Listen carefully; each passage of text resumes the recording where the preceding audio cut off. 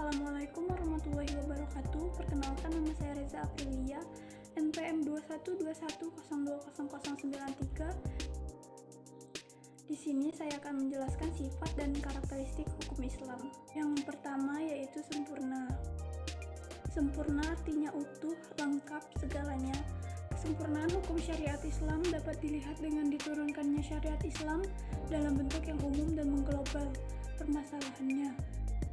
Kecuali hal-hal yang bersifat langgeng, Nas membuat prinsip-prinsip hukum terperinci, konkret, dan teknis. Misalnya masalah kepribadatan, perkawinan, perceraian, dan warisan diterangkan secara terperinci. Syariat Islam dapat benar-benar menjadi petunjuk universal dengan bentuk yang umum dan global tersebut. Syariat Islam juga dapat diterima di semua tempat dan di setiap saat. Juga diharapkan hukum Islam dapat berlaku sepanjang masa. Yang kedua, elastis. Sifat dan karakteristik hukum Islam yang kedua yakni elastis, mudah diubah bentuknya dan mudah kembali ke bentuk asal, lentur, dan luwes. Keelastisannya mencakup di segala bidang kehidupan manusia, baik jasmani maupun rohani, baik mengenai hubungan manusia dengan Tuhannya maupun hubungan interaksi sesama manusia, juga tuntutan mengenai kehidupan manusia di dunia dan di akhirat. Hukum Islam memperhatikan segala aspek kehidupan manusia, baik di bidang muamalah, ibadah, jinayah, siasah, dan bidang-bidang lainnya. Namun, segala aturan yang diatur oleh hukum Islam itu tidak berarti pula menjadikan hukum Islam memiliki dogma yang kaku atau beku, keras, dan memaksa. Nas membuka peluang untuk memanfaatkan akal guna berijtihad dan memilih cara-cara yang paling sesuai bagi pelaksanaan dan sesuai juga dengan keadaannya. Yang ketiga, universal. Universal berarti umum atau berlaku untuk semua orang atau untuk seluruh dunia. Bersifat melingkupi seluruh dunia, ini berarti hukum Islam itu tidak dibatasi oleh lautan maupun batasan suatu negara. Bukti yang menunjukkan bahwa hukum Islam itu mempunyai sifat universal atau tidak harus dikembalikan kepada Al-Quran. Universal hukum Islam ini dinyatakan oleh Al-Quran sendiri yang berbunyi, "Dan tidaklah kami mengutus kamu, Muhammad, melainkan untuk menjadi rahmat bagi semesta alam." Quran Surah Al-Anbiya ayat 107. "Dan kami atau Allah tidak mengutus kamu, Muhammad, melainkan kepada umat manusia seluruhnya sebagai pembawa berita gembira dan sebagai pemberi peringatan, tetapi kebanyakan manusia tidak mengetahuinya." Quran Surah Al-Sab. Kedua ayat Al-Quran di atas menyatakan bahwa syariat yang dibawa oleh Nabi Muhammad bukanlah dikhususkan untuk orang Arab saja, namun berlaku bagi seluruh umat manusia yang ada di seluruh dunia.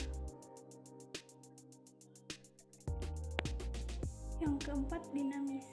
Dinamis dalam KBBI dijelaskan makna kata dinamis adalah penuh semangat dan tenaga sehingga cepat bergerak dan mudah menyesuaikan diri dalam keadaan dan sebagainya.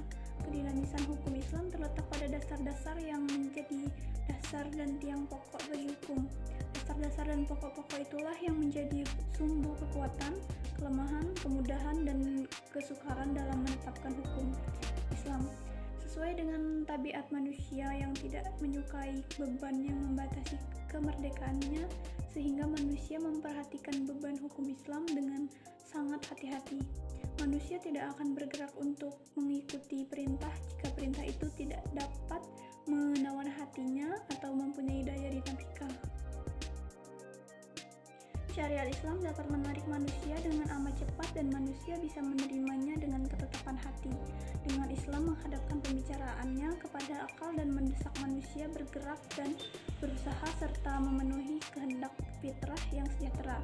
Sebagaimana hukum Islam menuju kepada toleransi, persamaan, kemerdekaan, menyuruh untuk berbuat ma'ruf dan mencegah mungkar. Sendi-sendi dari kedinamisan hukum Islam adalah: 1. Meniadakan kepicikan, 2. menyedikitkan tuhfas, 3. mensyariatkan hukum dengan cara berangsur-angsur, 4. memerhatikan kemaslahatan manusia, 5. mewujudkan keadilan yang merata. Kelima yaitu sistematis. Syariat Islam bersifat sistematis, artinya ia mencerminkan sejumlah doktrinnya bertalian dan berhubungan di antara satu dengan lainnya secara logis. beberapa lambangnya saling berhubungan satu dengan lainnya. Perintah sholat di dalam Al-Quran selalu diiringi dengan perintah menunaikan zakat. Perintah untuk makan dan minum diiringi dengan kalimat tetapi jangan berlebih-lebihan. Demikian pula dengan lembaganya pengadilan dalam Islam tidak akan memberikan hukum potong tangan bagi pencuri bila keadaan masyarakat sedang kacau dan terjadi kelaparan. Tidak akan memberikan hukuman rajam bagi pezina dan kebiasaan berpakaian yang belum diterapkan sebagaimana yang dikehendaki oleh hukum Islam itu sendiri. Hukum Islam tidak akan bisa dilaksanakan apabila diterapkan sebagian dan ditinggalkan sebagian lainnya. Selanjutnya, hukum Islam bersifat ta'abudi dan ta'akuli.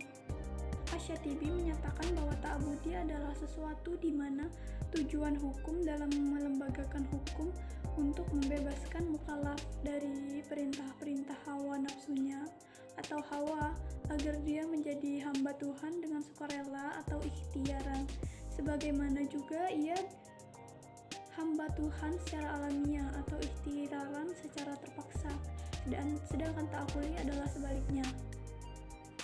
Lebih jelasnya, ta'abudi adalah sesuatu bentuk ibadah yang tujuan utamanya untuk mendekatkan diri kepada Allah, yakni beriman kepadanya, dan segala konsekuensinya berupa ibadah yang mengandung sifat ta'abudi murni. Artinya, maka yang terkandung di dalamnya tidak dapat kinar atau khairu makullah la al-makna atau supra-rasional. Manusia harus menerima apa saja yang telah ditetapkan oleh syariat. Contohnya, sewaktu Umar melaksanakan haji bersama Rasulullah mencium batu atau Hajar Aswad. Melihat hal itu, berucaplah Umar, "Kamu hanyalah sebuah batu. Jika aku tidak melihat Rasul menciummu, niscaya tidak akan aku lakukan hal ini." Kedua, yakni ta'akuli. Berbentuk dalam bidang muamalah, ta'akuli ini bersifat duniawi yang maknanya dapat dipahami oleh nalar atau ma'akullah al-makna atau rasional. Maka manusia dapat melakukannya dengan bantuan nalar dan pemikiran manusia. Ilat dari muamalah yang bersifat ta'akuli dapat dirasionalkan dengan melihat ada maslahat atau mudarat terkandung di dalamnya. Sesuatu dilarang karena ada kemudaratan di dalamnya dan diperintahkan karena ada maslahat di dalamnya. Sekian yang bisa saya sampaikan. Saya akhiri. Wassalamualaikum warahmatullahi wabarakatuh.